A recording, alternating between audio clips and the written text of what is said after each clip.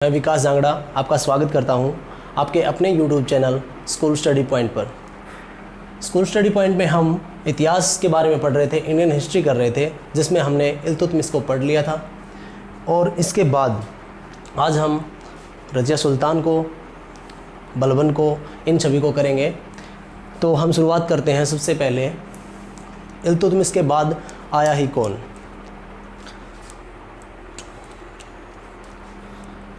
इल्तुतमिश की अगर बात करें,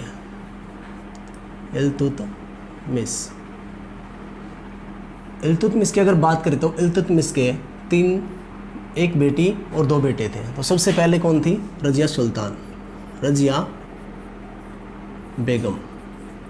सबसे पहले थे रज़िया बेगम। दूसरे थे नसीरुद्दीन फिरोज शाह, नसीरुद्दीन फिरोज शाह। और तीसरे नंबर पे आते हैं, इनके एक बेटे थे जिनका नाम है बहराम शाह। इनके एक बेटे थे बहराम शाह।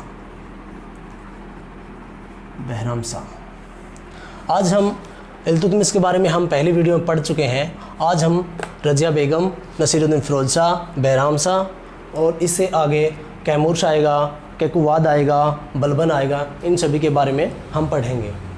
तो हम देखते हैं कि इल्तुतमिश की मृत्यु हो चुकी थी 1236 के अंदर।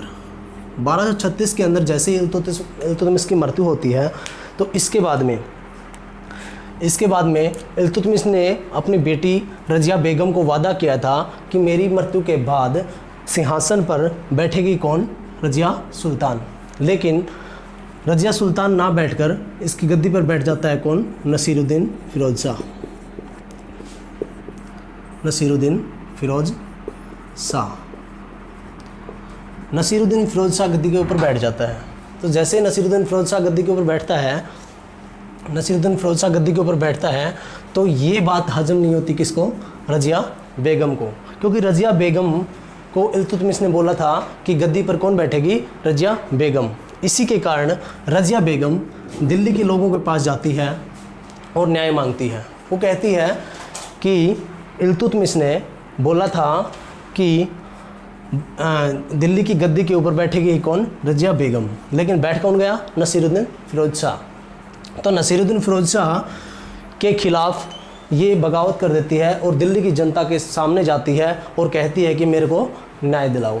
तो दिल्ली की जनता के सामने जब ये जाती है तो ये लाल कपड़े पहन के जाती है दिल्ली के लोगों के पास, और दिल्ली के लोगों के द्वारा ही इसकी मदद की जाती है। और नसीरुद्दीन फिरोज शाह को गद्दी से हटा के गद्दी पर बैठा के इसको दिया जाता है रज़िया बेगम को। जैसे ही रज़िया बेगम गद्दी के ऊपर बैठती है तो ये एक बोल्डनेस लेडीज़ होती है, तो ये टोपी पहन के जाती है और मर्दों की पोशाकें पहन के जाती है। इसके अंदर दरबार के अंदर रज़िया बेगम मर्दों की पोशाकें पहन के जाती है, कोट पहन के जाती है, लाल टोपी पहन के जाती है। तो इसी बोल्डनेस के कारण इसको रज़िया बेगम ना कह के लोगों ने रज़िया सुल्तान कहा। क्या कहा? रज़िया सुल्तान। आगे बात करते हैं हम रज़िया सुल्तान के काम की। तो रज़िया सुल्तान 1236 के अंदर गद्दी के ऊपर बैठती है और रज़िया सुल्तान सबसे पहले काम ही क्या करती है? अपने 2 चहेतों को, एक का नाम है एतगिन, एक का नाम क्या है? एतगिन। तो एतगिन को बदायूं का इक्तेदार घोषित करती है। कहाँ का? बदायूं का इक्तेदार बना देती है। किसको? बदायूं का इक्तेदार बना देती है। किसको? एतगिन को। और सेकंड नंबर पे आता है जिसका नाम है अल्तुनिया।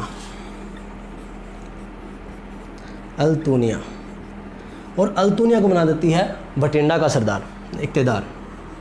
अल्तुनिया को भटिंडा दे देती है। क्या देती है? भटिंडा का इक्तेदार।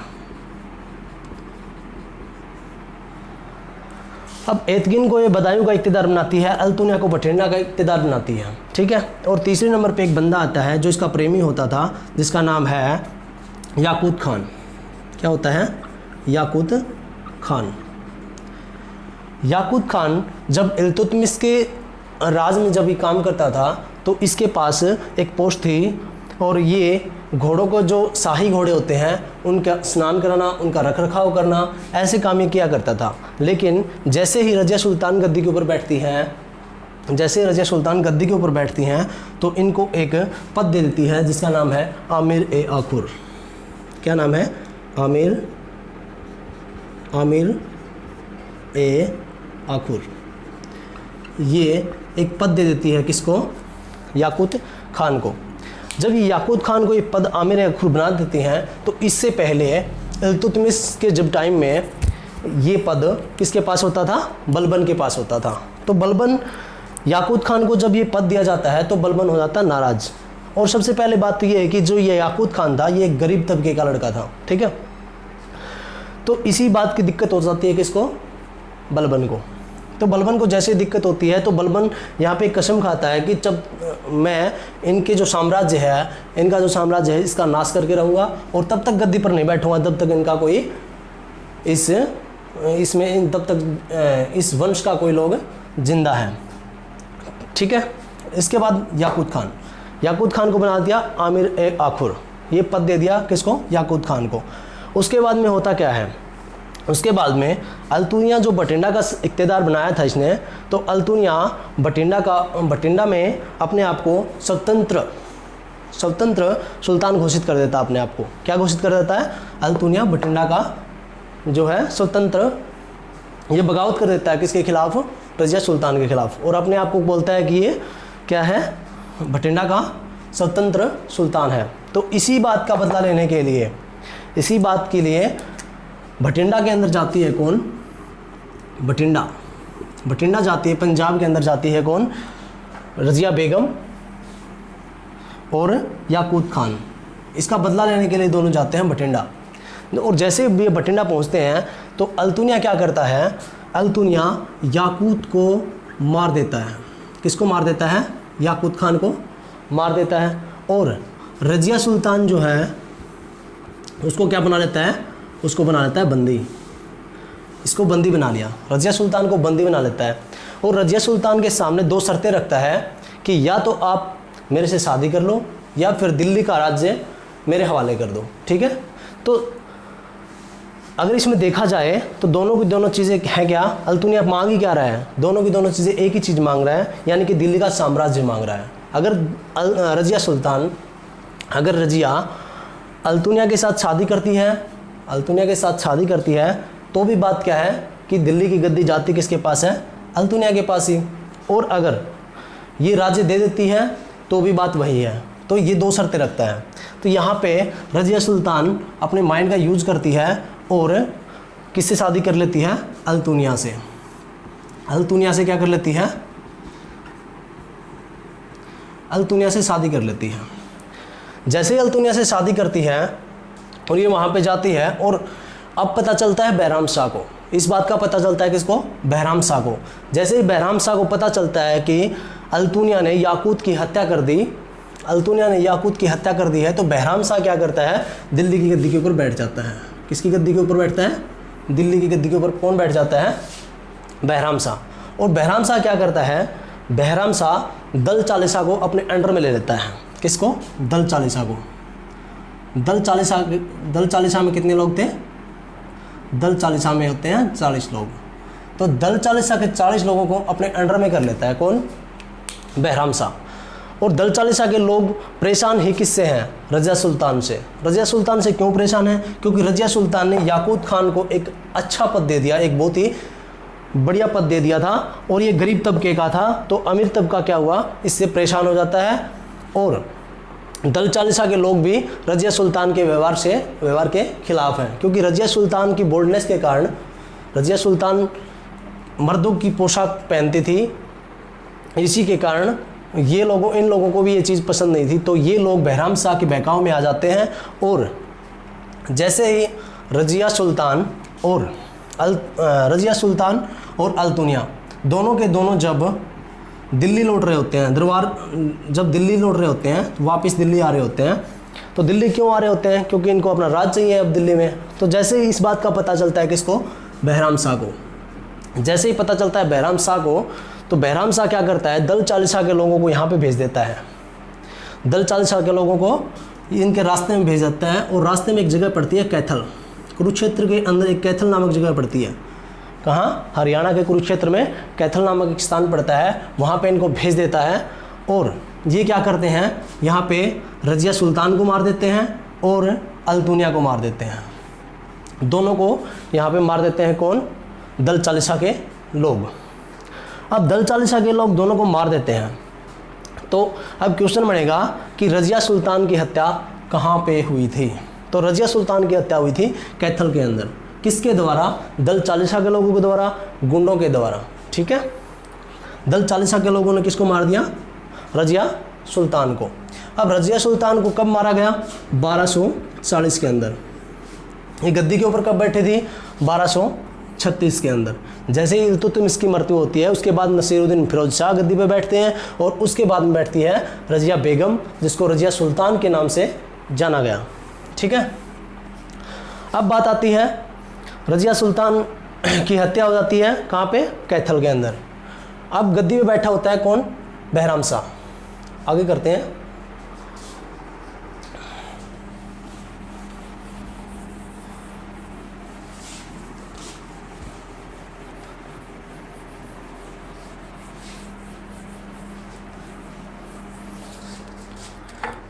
गद्दी पे बैठा है कौन? बहराम शाह। बहराम शाह गद्दी के ऊपर बैठता है 1240 के अंदर। ये रहेगा 1240 से लेकर 1242 तक, यानी कि 2 साल ये दिल्ली की गद्दी के ऊपर बैठेगा। तो 2 साल में होता क्या है, यहाँ पे हमने पढ़ा था कि इल्तुतमिश के 3 बेटे थे, जिनमें से एक बेटी थी रजिया बेगम, दूसरा था नसीरुद्दीन फिरोज शाह। तो नसीरुद्दीन फिरोज शाह के 2 बेटे थे, नसीरुद्दीन फिरोज शाह। नसीरुद्दीन फिरोज शाह के 2 बेटे थे, जिनका नाम था, एक का तो नाम था नसीरुद्दीन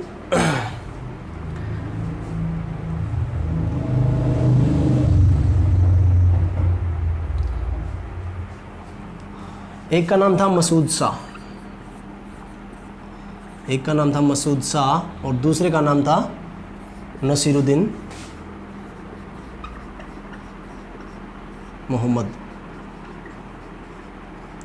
ठीक है, एक का नाम था मसूद शाह, दूसरे का नाम नसीरुद्दीन मोहम्मद। अब बलबन ने तो कसम खा रखी थी कि जब तक ये रहेंगे तब तक मैं इनको ऐसे लड़ाता रहूँगा और ऐसे इनके ऊपर ये काम करता रहूँगा। अब नसीरुद्दीन फिरोज शाह का बेटा था मसूद शाह। अब मसूद शाह के पास जाता है कौन? बलबन।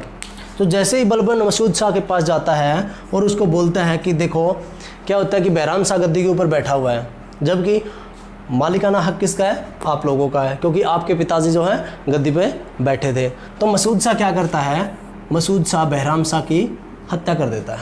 किसकी हत्या कर देता है? बहराम शाह की। ठीक है, बहराम शाह की कौन कर देता है?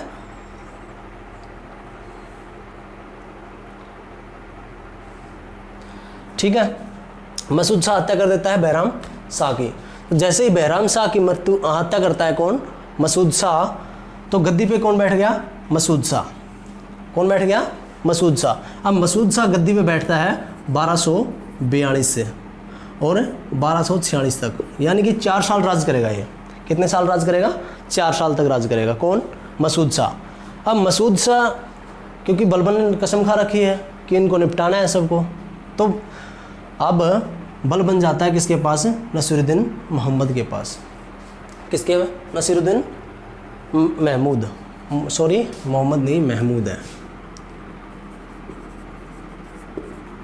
नसीरुद्दीन महमूद के पास जाता है कौन? बलबन, और बोलता है कि देख तेरा भाई राज कर रहा है, कैसे सहन कर रहा है तू? क्या तेरे को गद्दी अच्छी नहीं होती? तो क्या करता है, ये इसके पास जाता है और इसकी हत्या कर देता है। किसकी हत्या? मसूद शाह की। तो मसूद शाह को कौन मार देता है? नसीरुद्दीन महमूद। और गद्दी पर बैठ जाता है कौन? नसीरुद्दीन महमूद। कब बैठता है? 1246 से लेकर 1265 तक। 1246 से लेकर 1265 तक। और नसीरुद्दीन महमूद एक ऐसा गरीब था, एक इतना गरीब था ये कि टोपियाँ सीकर अपना जीवन निर्वाह करता था। टोपियाँ सीकर क्या करता था? अपना जीवन निर्वाह करता था। तो ये ज़्यादा चालाक नहीं था ये बंदा। क्या नहीं था? ज़्यादा चालाक नहीं था। अब होता क्या है, जो बलबन होता है वो अपनी बेटी की शादी ही किससे कर देता है? अपनी बेटी की शादी नसीरुद्दीन महमूद से करवा देता है। क्योंकि बलबन को चाहिए क्या? बलबन को चाहिए राजपाट। बलबन को तो इस वंश को ही ख़त्म करना है, उसने कसम खा रखी है। तो नसीरुद्दीन महमूद को जहर दे के मरवा देता है। कौन? बलबन अपनी बेटी के हाथों इसको जहर दिला देता है और इसको मरवा देता है। ठीक है। अब बारी आती है बलबन की। किसकी बारी आती है? बलबन की।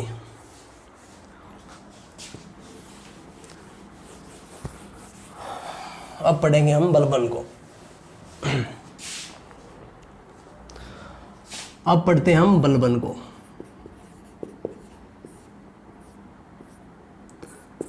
अगर हम बलबन की बात करें तो बलबन गद्दी पर बैठता है कब? 1265 के अंदर। गद्दी पर कब बैठेगा? 1265 के अंदर। और कब तक रहेगा? 1287 तक। 1287 में क्या होगा? 1287 में एक अटैक होगा, मंगोलिया अटैक जिसको बोलते हैं, वो थर्ड अटैक होगा, लेकिन दिल्ली सल्तनत के ऊपर वो सेकंड अटैक रहेगा। ठीक है। इसके बाद में बलबन आते ही क्या करता है? बलबन को सब चालें पता थी, क्योंकि बलबन को ये पता था कि लोग कैसे मर रहे हैं, कैसे नहीं मर रहे। तो सबसे पहला ही काम क्या करता है ये दल चालीसा के लोग, ये दल चालीसा को हटा देता है। दल चालीसा में कितने लोग थे? दल चालीसा में 40 लोग थे। बलबन गद्दी के ऊपर बैठता है और इनको दरबार में बुलाता है। जैसे ही दरबार में इनको बुलाता है तो बलबन बोलता है कि हाँ हंसो, तो उनमें से कोई नहीं हंस रहा। बलबन बोल रहा है हंसो, फिर भी कोई नहीं हंस रहा। तो बलबन क्या करता है? इनको बोलता है कि कल से तुम लोग दरबार में नहीं आओगे। क्या कहते हैं? कल से तुम लोग दरबार में नहीं आओगे। ठीक है। तो दल चालीसा को ख़त्म कौन करता है? बलबन। उसके बाद में सेकंड काम क्या करता है? सेकंड काम करता है ये 2 कर लगाता है, 2 टैक्स लगाता है, 2 नियम बनाता है। तो नियम क्या है? एक तो है पोबोस और एक है सिजदा। पोबोस और सिजदा 2 नियम बनाता है, क्योंकि बलबन को पता है कि हत्या तो तेरी भी होनी है, क्योंकि कोई भी राजा 3-4 साल से ऊपर टिक नहीं रहा, तो कुछ ना कुछ तो कारण है ही। और पूरी प्लानिंग किसकी थी? बलबन की। तो इस प्लानिंग का सबको पता चल गया था, दल चालीसा को भी पता चल गया था। जब दल चालीसा जाके रजिया बेगम की हत्या कर सकता है, तो कल ना ये इससे परेशान होकर बलबन की भी तो कर सकता है। इसीलिए बलबन ने क्या किया? आते ही सबसे पहले दल चालीसा को हटा दिया। और उसके बाद में ये 2 नियम बना दिए कि अब आज के बाद कोई भी दरबार में आएगा। सिजदा का मतलब होता है सर झुकाना, मतलब सुल्तान को सर झुका के प्रणाम करेगा। क्या करेगा? कहीं भी अगर मेरे को कोई देखेगा, बलबन कहता है कि कहीं भी अगर कोई मेरे को देखेगा तो सबसे पहले काम क्या करेगा? वो सर झुका के उसको प्रणाम करेगा। और दूसरी बात पोबोस, दूसरा इसने लगा दिया कि जब भी कोई दरबार के अंदर आएगा तो दरबार के मेन गेट से लेकर उसकी कुर्सी तक, उसके पैरों तक मतलब रेंगता हुआ आएगा और आके सरदार के क्या चूमेगा? पैर चूमेगा। ठीक है। तो 2 ये लगा दिए इसने।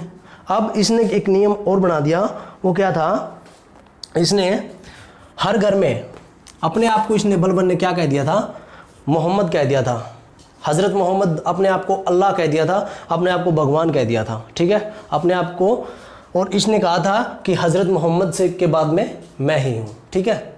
हज़रत मोहम्मद, आपको बताया था मैंने, इस्लामिक धर्म जो है उसके जो फाउंडर थे वो मोहम्मद हजरत थे।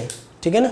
570 AD में मैंने आपको बताया था कि 570 में उसकी वो हुई थी, मतलब फाउंडर थे वो। ठीक है। 570 में। इसके बाद में क्या करता है?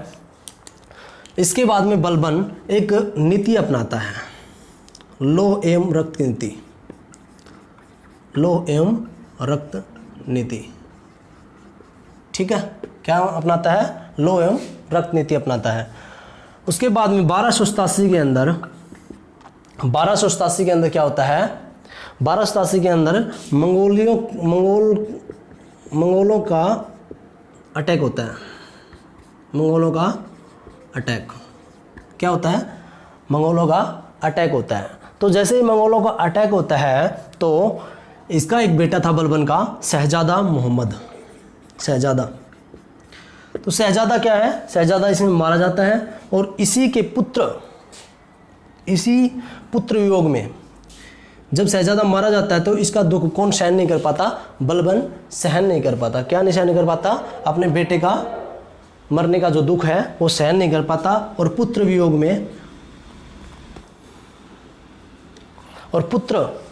पुत्र वियोग के कारण इसकी क्या हो जाती है? मृत्यु हो जाती है। किसकी? बलबन की। कब? 1287 के अंदर। ठीक है, 1287 के अंदर बलबन की क्या हो जाती है? मृत्यु।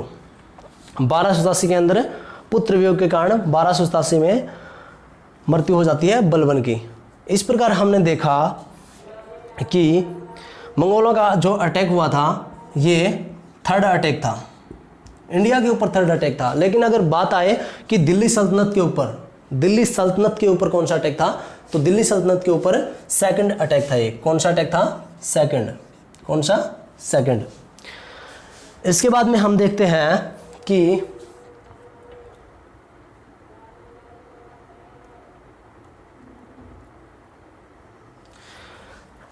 इसके बाद में गद्दी के ऊपर बैठता है कौन? कैकुवाद। कौन बैठता है? कैकुवाद।